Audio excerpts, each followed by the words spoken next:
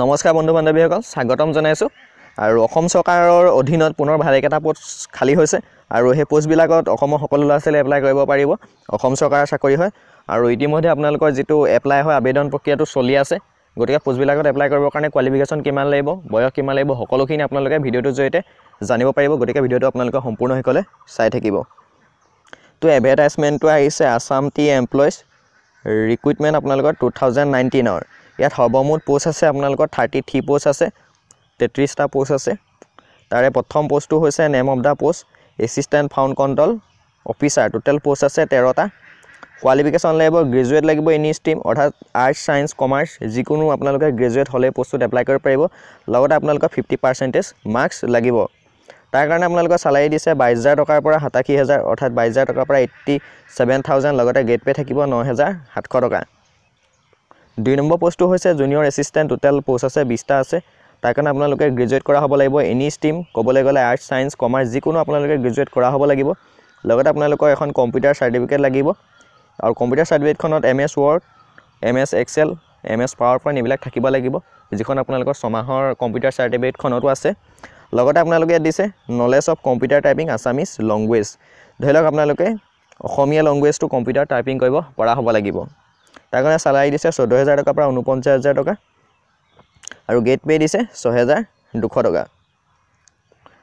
তাৰপিছত আহিলে আপোনালোকৰ এজ তথা বয়সটো লাগিব 21 বছৰৰ পৰা 38 বছৰ। আৰু যদি আপোনালোকে ST SC হয় তেতিয়াহ'লে 43 বছৰ বয়সলৈকে এপ্লাই কৰিব পাৰিব। আৰু OBC MOBC হ'লে 41 বছৰ বয়সলৈকে এপ্লাই কৰিব পাৰিব। আৰু PWD প্ৰাৰ্থীসকলৰ কাৰণে 10 বছৰ ৰেহাই দিছে। চিলেকশ্যন প্ৰচিডিউৰ যিটো প্ৰথম পোষ্ট হৈছে এছিষ্টেণ্ট ফাউণ্ড কণ্ট্ৰল অফিচাৰ। তাৰ কাৰণে আপোনালোকৰ স্ক্ৰিনিং টেষ্ট হ'ব 150 মাৰ্কছ, অৰ্থাৎ 150 মাৰ্কছৰ। ৰিটন টেষ্ট হ'ব 200 মাৰ্কছ, ভাইভা থাকিব 50 মাৰ্কছ। স্ক্ৰিনিং টেষ্টটো আছে আপোনালোকৰ ফাৰ্ষ্ট ষ্টেজৰ মাল্টিপল চইচ কুৱেশ্যন আহিব আপোনালোকৰ ৰিটন এক্সামৰ 150 মাৰ্কছ আৰু ডেছক্ৰিপটিভ টাইপৰ আহিব 200 মাৰ্কছ, অৰ্থাৎ আপোনালোকে লিখিব লাগিব এইটোত।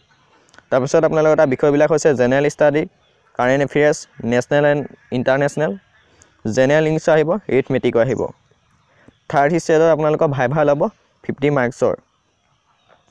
বি নম্বৰ যিটো পোষ্ট আছে জুনিয়ৰ এছিষ্টেণ্ট, তাৰ চিলেকশ্যন প্ৰচেছটো এনেকুৱা ধৰণৰ। আপোনালোকৰ ৰিটন এক্সামিনেশ্যন হ'ব 100 মাৰ্কছৰ, মাল্টিপল চইচ কুৱেশ্যন আহিব, তাত 100 মাৰ্কছৰ আহিব আৰু ডেছক্ৰিপটিভ আহিব। তাৰপিছত আপোনালোকৰ 150 মাৰ্কছৰ আহিব ছাবজেক্টবিলাকৰ। সেইবিলাক হৈছে আপোনালোকৰ general studies, current affairs, national and international, general English, arithmetic. তাৰপিছত আপোনালোকৰ কম্পিউটাৰ টেক্স ল'ব 20 মাৰ্কছৰ, ভাইভাৰ থাকিব 40, টোটেল হ'ব 60 মাৰ্কছ। ঠিক আছে। তাৰপিছত আহিলে আপোনালোকৰ ইয়াত এটা কথা উল্লেখ কৰিছে, যদি আপোনালোকৰ কোৱালিফিকেশ্যন মিলে তাৰপিছতো আপোনালোকৰ যোনখন এমপ্লয়মেণ্ট এক্সচেঞ্জ ৰেজিষ্ট্ৰেশ্যন হয় তাৰ নাম্বাৰটো লাগিব, অৰ্থাৎ আপোনালোকৰ এমপ্লয়মেণ্ট ৰেজিষ্ট্ৰেশ্যনৰ যিখন চাৰ্টিফিকেট আছে তাৰ এটা জেৰক্স কপি আপোনালোকে চেল্ফ এটেষ্ট কৰি লগত পঠাব লাগিব। অৰ্থাৎ ক'বলৈ গ'লে এইটো সম্পূৰ্ণ অফলাইন প্ৰক্ৰিয়া হয়, আপোনালোকে ডাকঘৰ যোগেদি এপ্লাই কৰিব লাগিব অফলাইনত। হাউ টু এপ্লাই আপোনালোকে কেনেদৰে কৰিব মই জনাই দিছোঁ। তাৰ কাৰণে আপোনালোকে এখন ষ্টেণ্ডাৰ্ড ফৰ্ম ল'ব। ষ্টেণ্ডাৰ্ড ফৰ্মখন আপোনালোকে নিশ্চয় চিনি পায়, মই ভিডিঅ' ডিছক্ৰিপশ্যনত লিংক দিম, আপোনালোকে চাই ল'ব পাৰিব।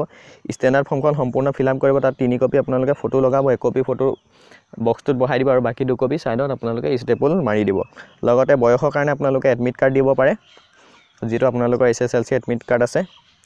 লগতে বিচাৰিছে ডিগ্ৰী পাছ চাৰ্টিফিকেট আৰু ডিগ্ৰী পাছ মাৰ্কশ্বিট। তাৰপিছতে বিচাৰিছে আপোনালোকৰ কম্পিউটাৰ যিখন চাৰ্টিফিকেট আছে জুনিয়ৰ এছিষ্টেণ্টৰ পোষ্টত বিচাৰিছে, তাৰ কাৰণে আপোনালোকৰ কম্পিউটাৰ চাৰ্টিফিকেটখন দিব জেৰক্স কৰি চেল্ফ এটেষ্ট কৰি। লগতে কাষ্টৰ চাৰ্টিফিকেট যদিহে আছে আপোনালোকৰ লাগিব, সকলোবিলাক ডকুমেণ্ট আপোনালোকে চেল্ফ এটেষ্ট কৰি ল'ব, তাৰপিছত পঠাব লাগিব। ইয়াৰ পিছত আহিলে আপোনালোকৰ এটা চালান কাটিব লাগিব, অৰ্থাৎ বেংক ড্ৰাফ্ট আপোনালোকে কাটিব লাগিব। বেংক ড্ৰাফ্টখন আপোনালোকে কাটিব লাগিব ফেভাৰিং ছেক্ৰেটৰী কাম PF কমিশ্যনাৰ বৰ্ডছ অফ ট্ৰাষ্টিজ। আৰু যোনসকল জেনেৰেল OBC MOBC হয় তেওঁলোকে 300 টকা দিব লাগিব আৰু ST SC সকলে দিব লাগিব 200 টকা। পোষ্টটো হৈছে এছিষ্টেণ্ট ফাউণ্ড কণ্ট্ৰল অফিচাৰ, যিটো প্ৰথম পোষ্ট হয়। আৰু 2 নম্বৰ পোষ্টটো আছিলে জুনিয়ৰ এছিষ্টেণ্ট, তাৰ কাৰণে জেনেৰেল OBC MOBC সকলে দিব লাগিব 200 টকা, ST SC সকলে 100 টকা দি বেংক ড্ৰাফ্ট কাটিব লাগিব। আৰু যোনখিনি PWD প্ৰাৰ্থী হয় তেওঁলোকে কোনো ধৰণৰ বেংক ড্ৰাফ্ট কাটিব নালাগে।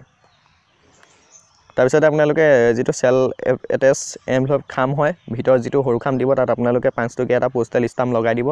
লগতে এমপ্লয়মেণ্ট ৰেজিষ্ট্ৰেশ্যন নাম্বাৰটো তথা আপোনালোকৰ এখন জেৰক্স কৰি পঠিয়াই দিব চেল্ফ এটেষ্ট কৰি। আৰু যিটো আপোনালোকে বল লেটাৰ ফিল আপ কৰিব ষ্টেণ্ডাৰ্ড ফৰ্মখন।